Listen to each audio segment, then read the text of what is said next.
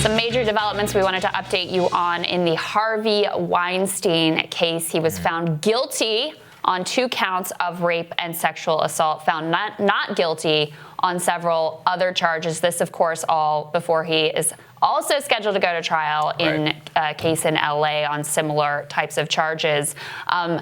Long overdue, at least some modicum of justice coming in this stunning case. Some, but I mean, this is just Harvey Weinstein. What about all the people who covered for him and paid people off and enabled him, and all the modeling agencies that kept their mouths shut, and the journalists who did whatever he wanted, and not to mention all the people at NBC News who tried to quash the investigation into Weinstein. They're all still there. All still have their jobs. Oh, by the way, I think the women have not yet been, there hasn't been an independent investigation, something Megyn Kelly's been calling for a long time, for at the network in order to release some women from their NDAs, to talk about Matt Lauer and many of these other things.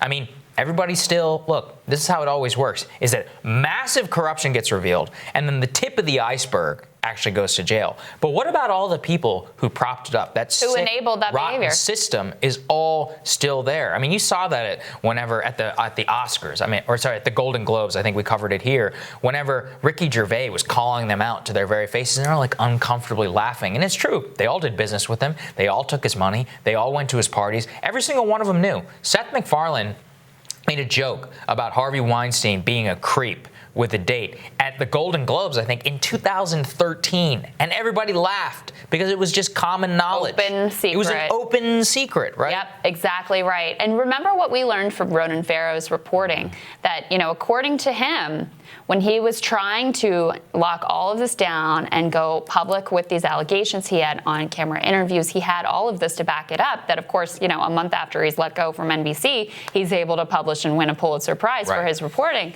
What happened?